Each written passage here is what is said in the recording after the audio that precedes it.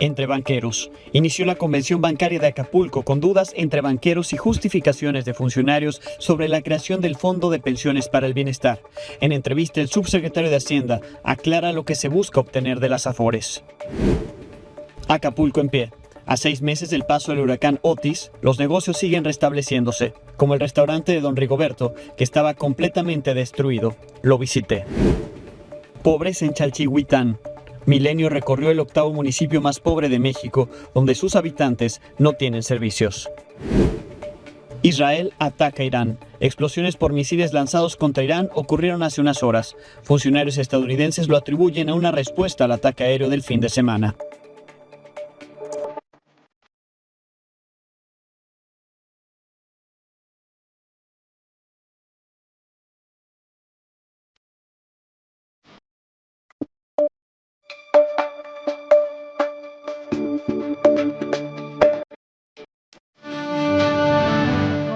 Desde Acapulco, Guerrero, este jueves arrancó la edición número 87 de la Convención Bancaria aquí en el puerto, en Guerrero. En medio de un fuerte dispositivo de seguridad hay guardias nacionales dentro y fuera del inmueble donde se realiza esta convención. La reconstrucción del puerto no fue el único tema sobresaliente y sí, por el paso de Otis es que se realizó la convención aquí en Acapulco. También los banqueros aprovecharon para hablar de la reforma para el Fondo de Pensiones del Bienestar, después de que el presidente López Obrador acusó esta semana que los bancos son los que no regresan los recursos no reclamados de las Afores al IMSS. Aquí parte de lo que ocurrió en este inicio de la convención bancaria.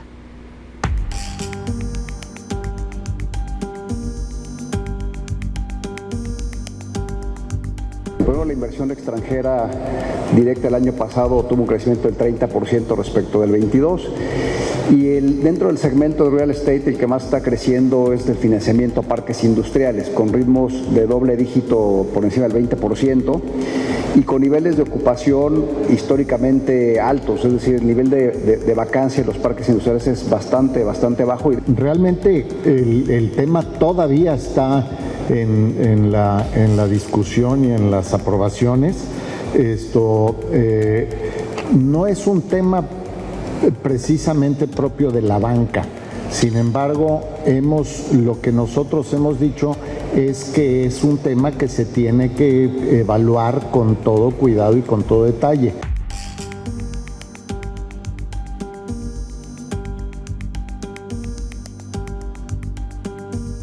Ahora que estaba entrando en el Congreso, hicieron algún cambio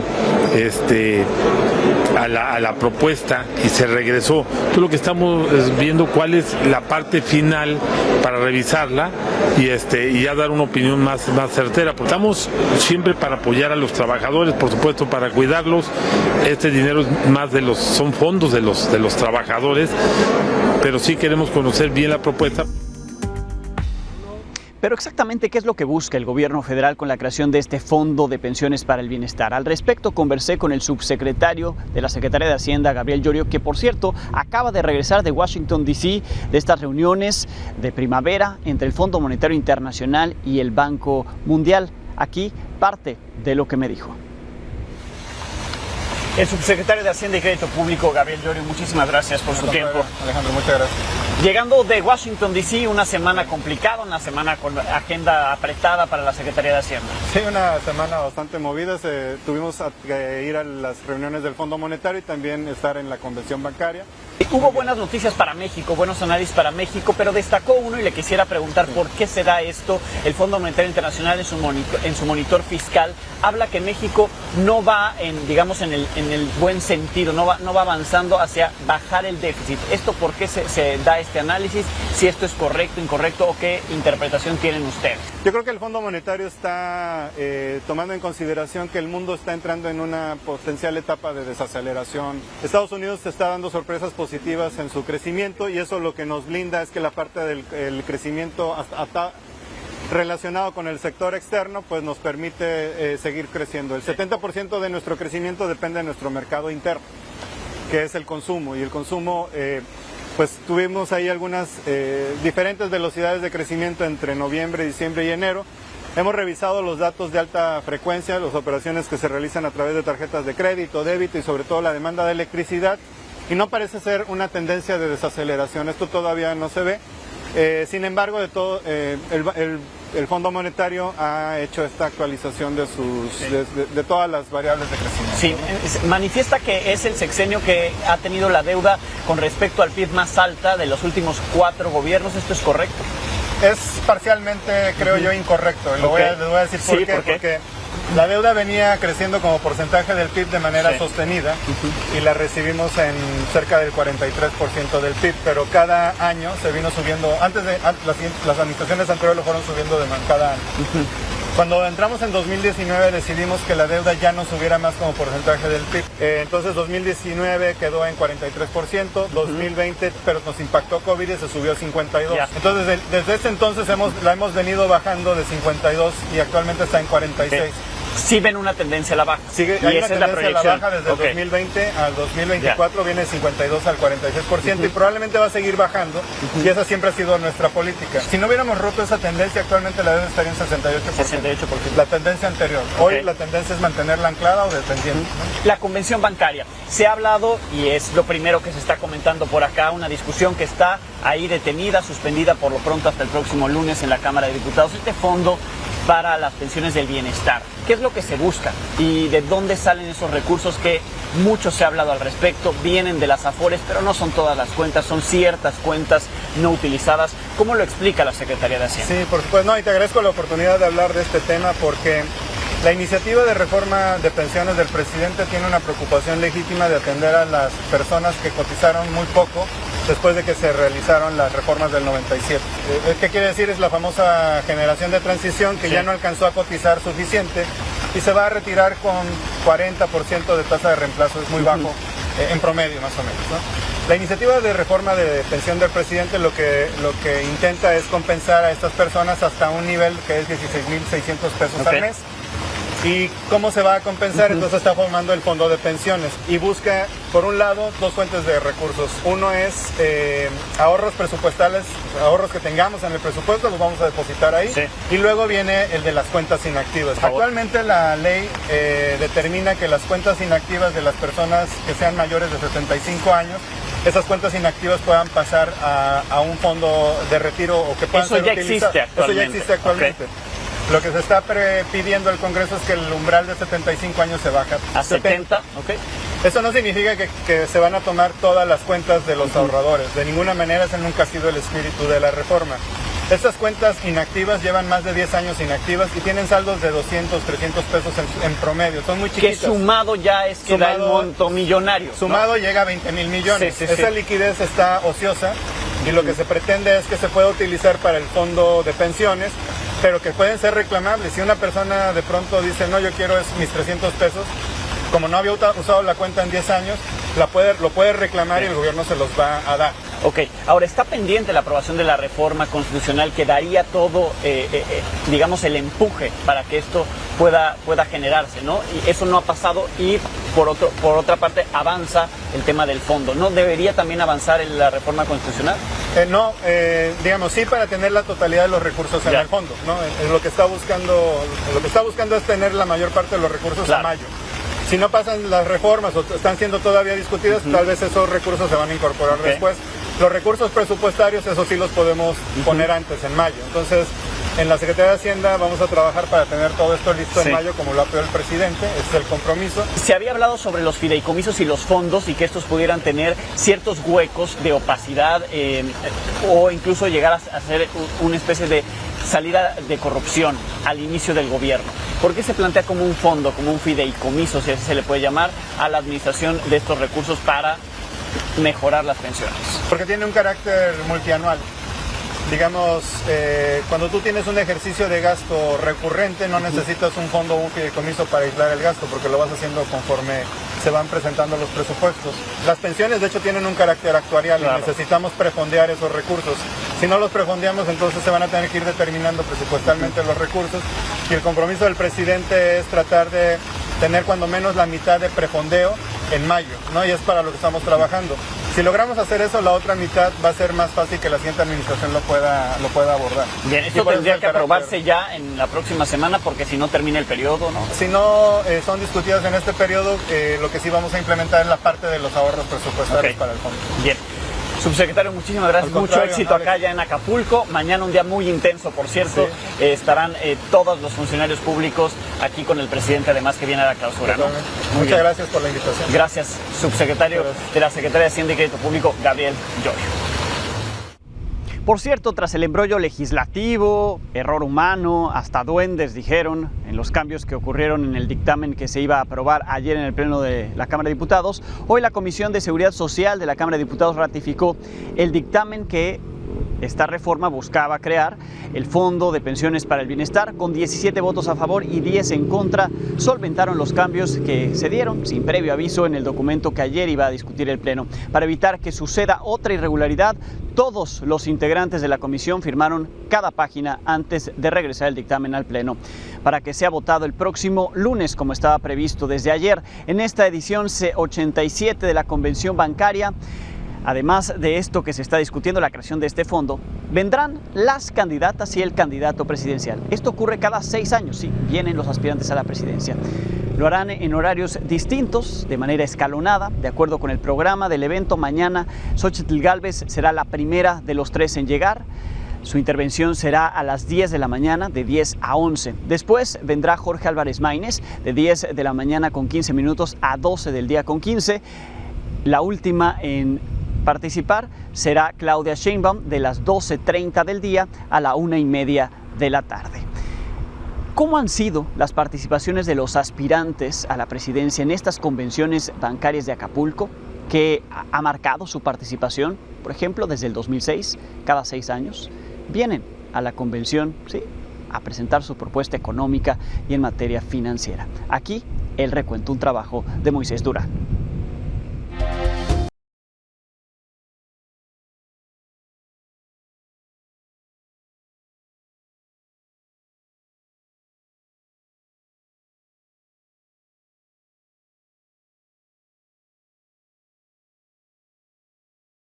Que tiene la fuerza política, el respaldo social para darle impulso a las reformas estructurales y acciones que el país necesita.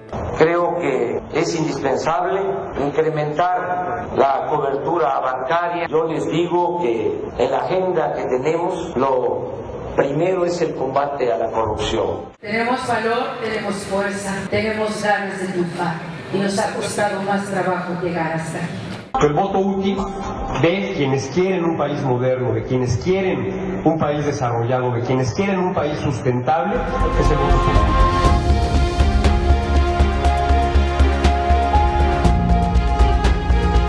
Si se atreven a hacer un fraude electoral, yo me voy bien a Palenque y a ver quién va a amarrar al tigre. El que suelte el tigre, que lo amarre. Ya no voy a estar yo deteniendo a la gente luego de un fraude electoral. Así de claro. Que a México no le conviene un cambio de corte populista. Lo que está en juego es el país que le vamos a dejar a nuestros hijos. Ningún partido tiene el monopolio ni de la virtud ni de la falta de virtud. Y los que vamos a contender somos candidatos. Y el candidato que va a contender soy yo. Necesitamos mandar a su casa a los políticos jubilados pero sin pensión. Eso es lo que yo quiero hacer.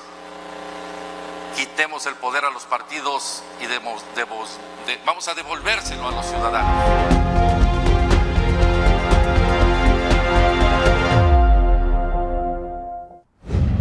La convención bancaria se realiza a casi 6 meses del desastre causado por el huracán Otis. En otro intento para consolidar el renacimiento del puerto, los empresarios quieren darle otra cara. Javier Trujillo nos presenta la historia.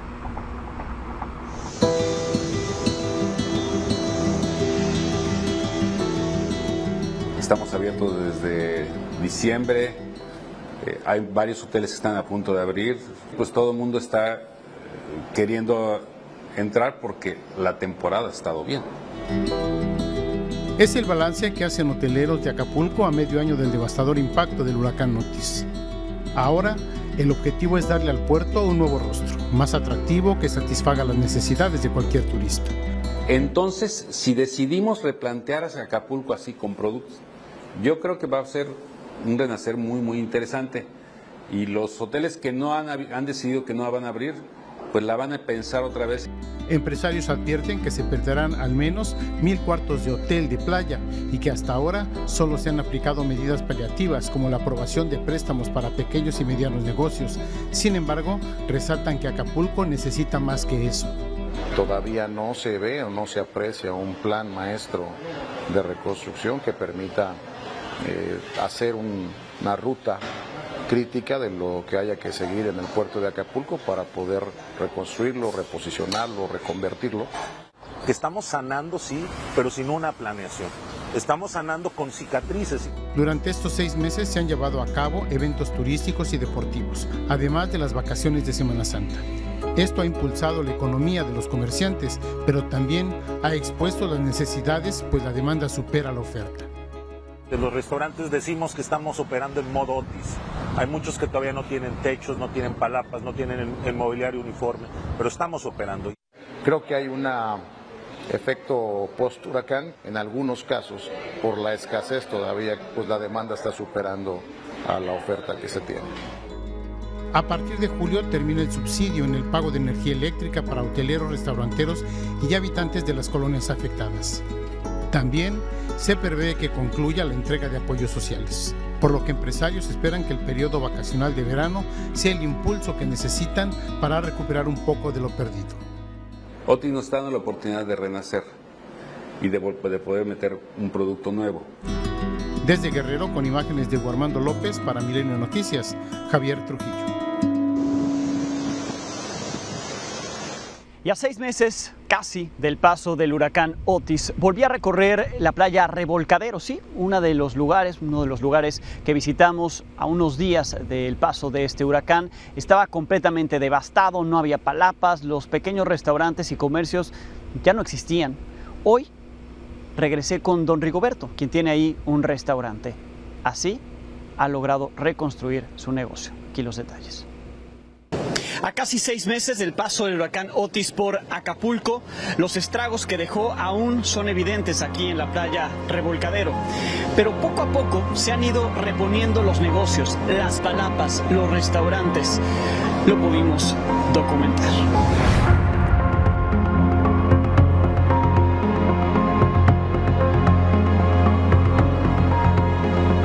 Que vivimos de esto, pues. Vivimos de esto, por eso.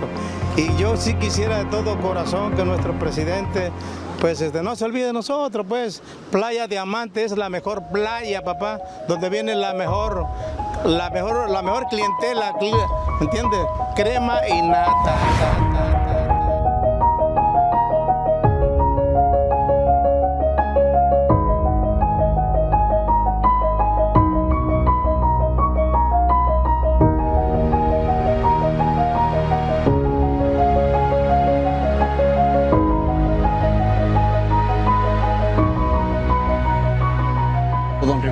Gracias nuevamente por recibirnos acá, donde está su restaurante y lo vemos repuesto. Sí, manito, aquí gracias a Dios, comprando y con lo que quedó bueno, fuimos construyendo, ¿entiendes? Dice que sí recibió los apoyos que se ofrecieron y se le dieron entonces apoyos del gobierno y también la gente contribuyó para que usted estuviera en pie nuevamente. No, sí, gracias a Dios, la gente no nos ha abandonado, nunca nos ha abandonado la gente. Y el señor presidente, pues primero gracias a Dios y de ahí al señor presidente que sí nos apoyó. Decía usted, aquí a la playa Diamante, al Revolcadero, viene la crema y nata, me decía. Sí. ¿Ha regresado la crema y nata? ¿Ha habido algunos eventos? Poco a poco empieza a reactivarse Acapulco. ¿Ya lo ve más animado? Sí, bueno, muchos turistas se ha admirado por cómo se ha levantado. Gracias a una agrupación que tenemos aquí, que estamos unidos. Si esto está todo limpio por los compañeros que los unimos. Claro. Don Rigoberto, a estos meses de lo que ha pasado, la evolución, por supuesto, vemos la reconstrucción, pero ¿qué hace falta todavía? Pues lo único que nos hace falta, hermano, es pues que siga viniendo el turismo. La verdad, que siga viniendo porque pues poco y tú sabes que lo poquito que uno gana, pues va buscándole acá, metiéndole. Eso es lo que queremos nada más, el apoyo del turismo nada más, como siempre. Agradeciéndole también a todos los medios pues que nos han ayudado mucho, pues, porque si no, pues tú acuérdate que tú fuiste uno de los primeros que veniste ya, que yo tenía tan miedo, digo. Pues ahí el llamado, que la gente venga, que visite el restaurante de don Rigoberto, lo encuentran aquí en la playa Revolcadero de Acapulco Diamante. Gracias, don Rigoberto. Tras el paso de Otis, aún son evidentes, a 6 meses del paso de los vientos huracanados y de lo que dejó la devastación, ahora vemos ya cómo se levanta Acapulco, sus negocios, sus comerciantes están activos, hay turismo. Y esto es Acapulco. Con imágenes de Diego Armando López, para Milenio Noticias, Alejandro Domínguez.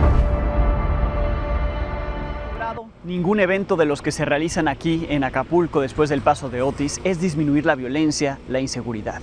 La tarde del miércoles fue asesinado el empresario Ricardo Santiago Brito, promotor del candidato al Senado por Morena, Félix Salgado Macedonio. Un sujeto le disparó cuando estaba comiendo en una fonda de la colonia Guerreros Unidos.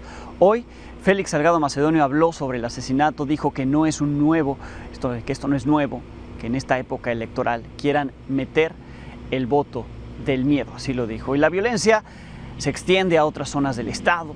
En Coyuca de Benítez, por ejemplo, a tan solo unos kilómetros de Acapulco, un grupo de alrededor de 20 hombres armados entró a varias escuelas de 7 comunidades de ese municipio, asaltó a los maestros, les robó sus pertenencias, sus automóviles. La Secretaría de Educación emitió un comunicado en el que solo expresó su respaldo a los docentes, mientras que la Fiscalía de Guerrero ya inició una investigación por el delito de robo de vehículo de 4 profesores de la comunidad La Lomita. Sí, la violencia, los delincuentes contra los profesores. Hoy uno de los automóviles robados fue recuperado en un camino de terracería que conduce a la comunidad de El Platanar, ubicada también en Coyuca de Benítez. En el municipio de San Marcos esta mañana fue localizado sin vida y con huellas de violencia el cuerpo del jefe de escoltas del presidente municipal y aspirante a diputado local, Tomás Hernández Palma. Al lado del cuerpo fue localizado un mensaje con amenazas. La víctima fue identificada como Eduardo Bello Valente. Tenía 27 años. Sobre los ataques contra los políticos en Guerrero, la organización Data Cívica publicó esta semana su informe Votar entre balas, en el que señaló que Guerrero precisamente es el estado en el que más ataques han ocurrido contra actores políticos entre el 2018 y 2024, con 194 en total. Tan solo entre el 1 de enero de este año y el 13 de abril hubo 21. En este contexto, hoy el INEGI informó que Chilpancingo, la capital de Guerrero, se colocó como una de las 5 ciudades donde sus habitantes se sienten más inseguro. Aumentó del 14.9% en percepción de inseguridad comparado con el trimestre anterior. 8 de cada 10 ahora se sienten inseguros en esa ciudad. Solo detrás de Fresnillo, Zacatecas, Naucalpan, Estado de México y Zacatecas, Zacatecas. En información política, hoy vaya show que se dio en el INE, en el Instituto Nacional Electoral. Cada vez están peor. Así las cosas.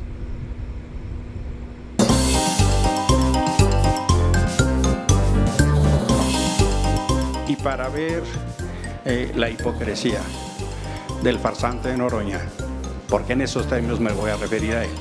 Si no se hace aquí control del reglamento, pues habrá que referirse así de este farsante hipócrita, que por cierto nos propinó un fin de semana muy agradable a millones de mexicanos cuando vimos y volvimos a ver cómo lo traen de su puerquito en el video cuando se para y lo traen. Y yo conozco y sé la conducta de porros que tienen los representantes de la narcocoalición. Sí, Noroña, porque eres un farsante, un reventador y un porro. Porro. Orden, por favor, en la sala. Eres representantes, por favor, sí, en la moción, sí. Y por favor, orden todos y por favor, a todos los integrantes, diputados, senadores, están ustedes en la herradura de la democracia. Este es el nivel del debate que le quieren dar a la ciudadanía. El señor se refirió hace rato como espurio al señor senador. Pirata. Bueno, es que la esposa le dijiste espurio. Pirata. Y quiere respeto. Para exigir respeto, este señor consejero electoral, hay que darlo. Y tal es que se me insulte. Lo que yo no voy a aceptar es epítetos y se le deje correr. Si pide respeto, dalo. Viene el senador Álvarez a darse baños de pureza cuando usurpó un lugar y aquí tengo la prueba. Lo dije en la sesión pasada, él no formaba parte del grupo parlamentario del PRD. Presidenta, consejeros, este hombre que estuvo aquí, la sesión pasada usurpó ese lugar. Poco nos importa lo que tú aceptes o no. Te vamos a venir a decir aquí lo que eres. Desde que se murió mi abuelita, a mí nadie me regaña. Lo intentan, pero no me dejo. Y voy a seguir insistiendo con la personalidad que tengo y con la trayectoria que tengo en lo que son mis convicciones y en lo que aporto a nuestro movimiento y a la democracia del país.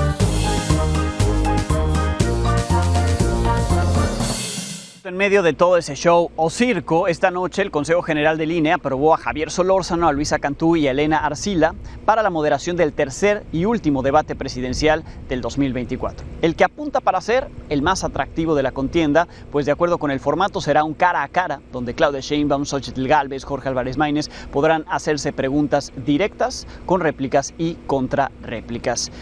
En la bitácora de las campañas presidenciales, Claudia Sheinbaum desde Pachuca, Hidalgo, aseguró que el ministro en retiro, Arturo Saldívar, seguirá participando en su equipo de campaña a pesar de la investigación iniciada en su contra en el Consejo de la Judicatura Federal. Además, pidió no perder de vista el fondo de esta indagatoria, la cual calificó como irregular y de uso electoral. Además, cuestionó que el Tribunal Electoral, el Poder Judicial de la Federación, haya ratificado la candidatura de Ricardo Anaya al Senado de la República. Xóchitl Gálvez tuvo actividades privadas, se reunió con los dirigentes nacionales del PAN, del PRI, del PRD para acordar redoblar esfuerzos para la parte final de la campaña. Aseguraron que los últimos ataques de Morena en su contra obedecen al repunte que su candidata mantiene en todo el país.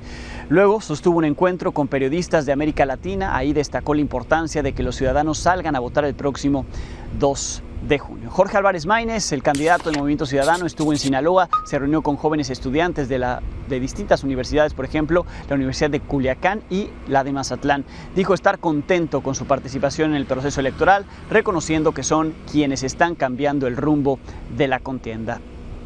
Aseguró que los gobernadores de Morena se cuelgan de la imagen del presidente Andrés Manuel López Obrador al afirmar que la población lo rechaza. Solo votó por ellos, dijo, por ser el partido del presidente.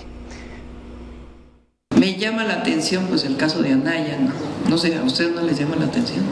O sea, porque es un caso similar, ¿no? El tema es que tiene denuncias, está prófugo de la justicia. Pues es el mismo caso de Cabeza de Vaca. Entonces habría que ver por qué en un caso tomaron una decisión de un tipo y en el otro de otro tipo. A mí me llama mucho la atención. Todo este ataque que hemos sufrido es porque Morena sabe la verdad.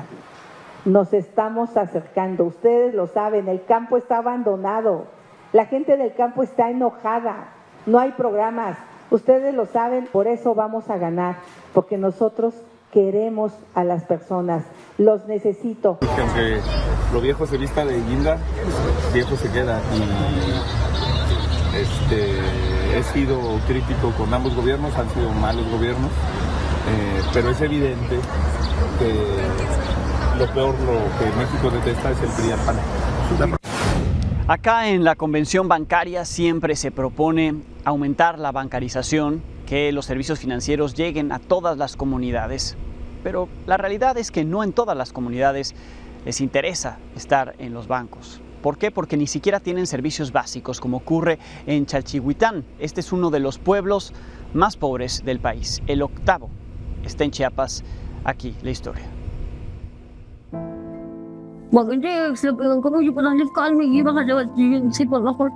No tengo agua entubada. Voy a un pozo.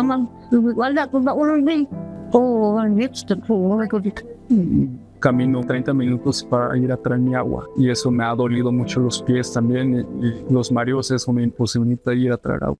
Esta es la realidad que viven 21.915 habitantes del municipio de Chalchihuitán en Chiapas, considerado por el Consejo Nacional de Evaluación de la Política de Desarrollo Social como la octava demarcación a nivel nacional con mayor pobreza. Los servicios básicos no han alcanzado a todas las comunidades. Hay quienes caminan hasta 1 hora para llegar a los manantiales y transportar garrafas de agua sobre los hombros, mientras que el drenaje tampoco existe. Para ello, utilizan el baño seco. La marginación provoca enfermedades gastrointestinales y respiratorias. En este municipio, entre las montañas de la región Altos, no todas las infancias y adolescencias tienen la oportunidad de ir a la escuela. Tienen que elegir entre comer o aprender. La economía local depende completamente de la producción de café. No hay más fuentes de empleo y trabajar en la cosecha del grano es castigado y mal pagado. 30 lata. 30 pesos la lata. Nos cobran 30 una lata.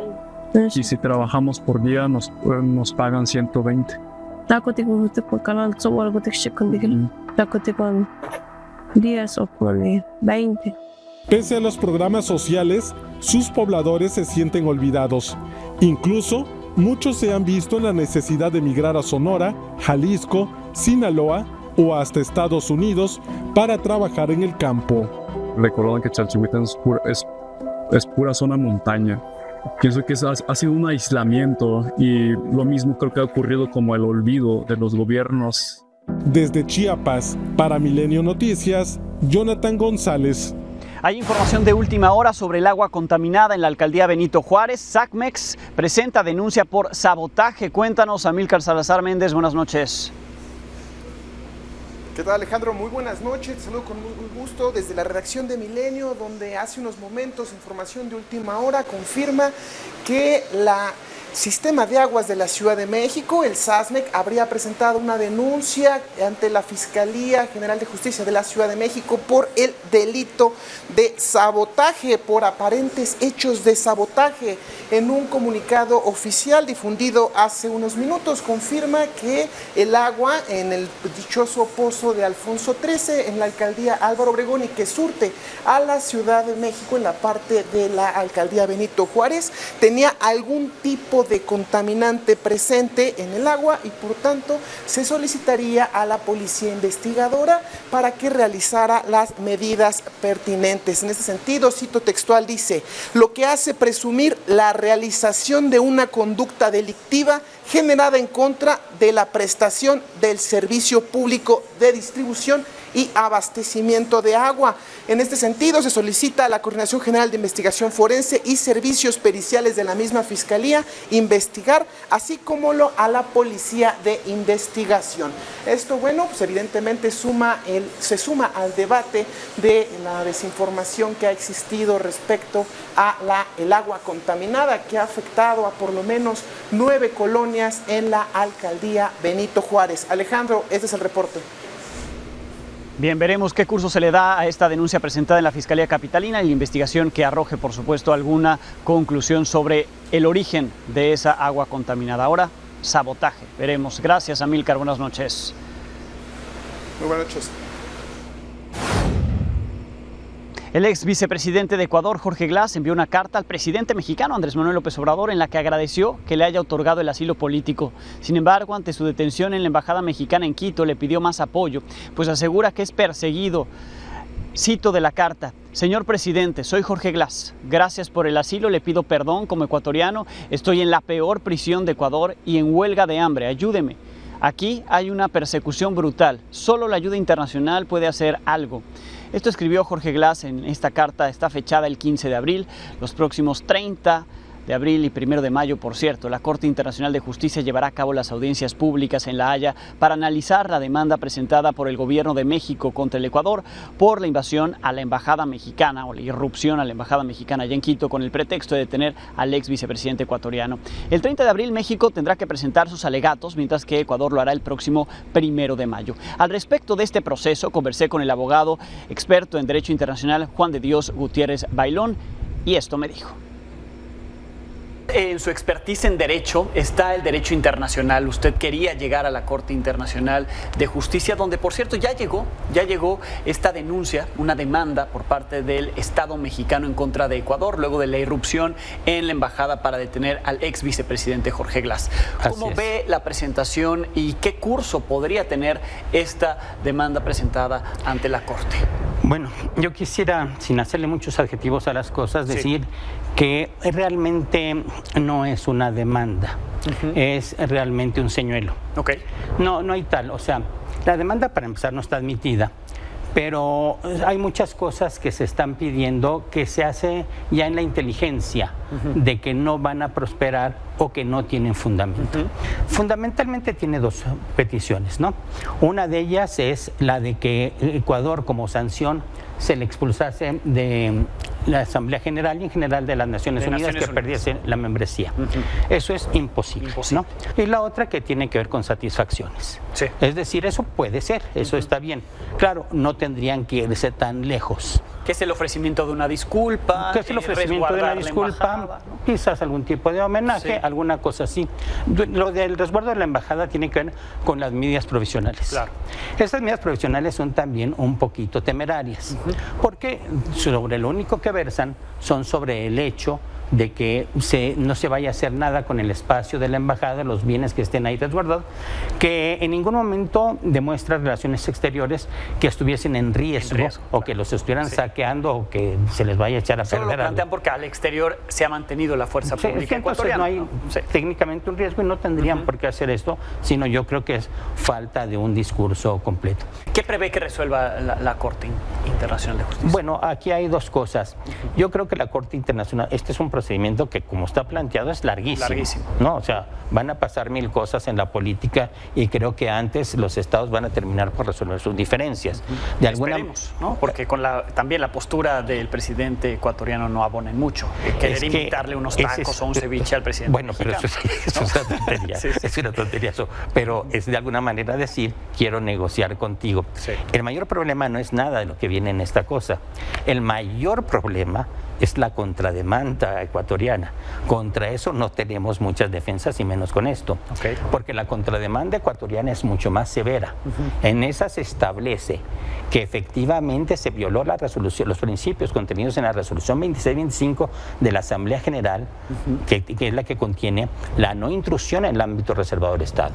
Si sopesamos, ya sin el mito de la embajada sacralizada, si sopesamos lo que hizo Ecuador con lo que hizo México, entonces la situación es más grave de lo que hizo México. Por resguardar a este personaje que tenía una sentencia, acusado de corrupción. No, por intervenir, por hacer esas descalificaciones que hizo el titular del Ejecutivo mexicano en contra de otro país, de hacer este injerencismo, eso es algo muy grave en derecho internacional, eso sí es grave, ¿no? Y entonces la contrademanda ecuatoriana, eso no es algo que vayan a poder controlar. Cuando ya venga la contrademanda ecuatoriana que trae eso... Y se estudie la actuación de México. Esta sí viene con responsabilidad, porque ahí no van a poder decir nada.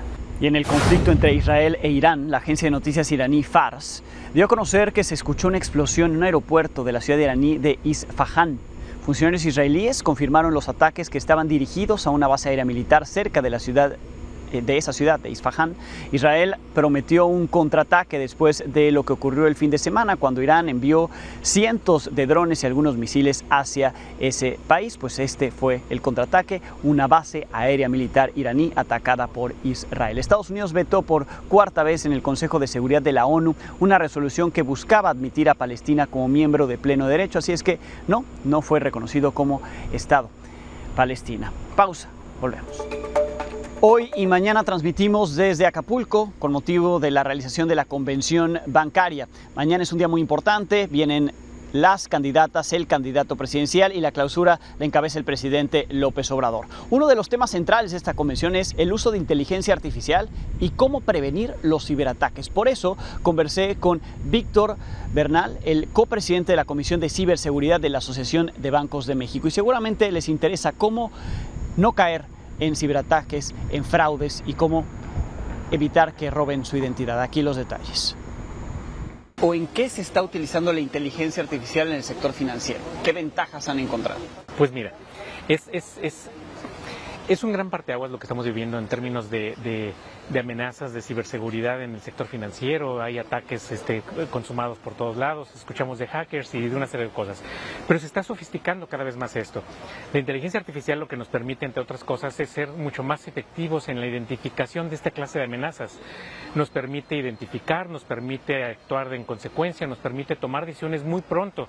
Y entonces ahora ya no nada más son para saber que a través de la red está pasando algo conocido, sino que la inteligencia artificial nos permite, entre otras cosas, saber que está un comportamiento desconocido, pero que parece que es un ataque o alguna situación. Entonces, ¿cuáles son los riesgos? Porque mucha gente tiene miedo, tiene temores, ¿no?, de estar ingresando a la banca digital. ¿Existe o no un riesgo? A cualquiera nos puede llegar a pasar. Es un tema mundial que tenemos en esto.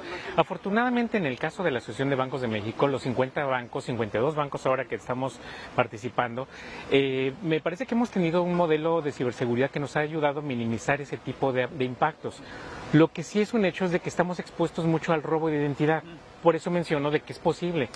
Ahora tenemos que ir más allá, no solamente como ciberseguridad, sino como prevención de fraudes, trabajar de la mano con otras áreas para evitar que, aunque yo como ciudadano me roben mis credenciales de buena fe porque me engañan a través de diferentes cosas que existen, a pesar de eso, como instituciones hemos hecho una serie de controles para minimizar esos impactos. Vamos más allá de los ciber, vamos a un tema de identidad, también un tema de prevención para ver que algo pudiera ser raro y entonces hacerlo. ¿Qué recomendaciones está haciendo la banca para el usuario?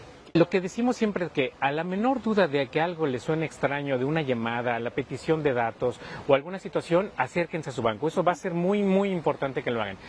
Ninguno de los bancos, y lo hemos estado diciendo durante mucho tiempo, pedimos datos personales. Están los riesgos tecnológicos siempre ahí, pero también está el buen uso, ¿no? Herramientas tecnológicas, y es lo que nos cuentas un poco y lo que se ha presentado también acá como parte de las discusiones. Un trabajo en equipo, con gobierno alrededor de las leyes que tenemos, que estamos trabajando actualmente con ellos, con nuestros reguladores que nos están midiendo el cumplimiento de todos los elementos, en este caso de ciberseguridad, así como de algunas otras cosas, y entonces se vuelve una batalla que si la hacemos entre todos y nos coordinamos muy bien, incluso con la ciudadanía, con nuestros clientes, vamos a ganar mucho mejor esta batalla. Muchísimas gracias, mucho éxito acá con todas las actividades que tienen en esta convención bancaria. Con esto nos despedimos, mañana tendremos algo nuevo que contarle desde Acapulco a las 22 horas.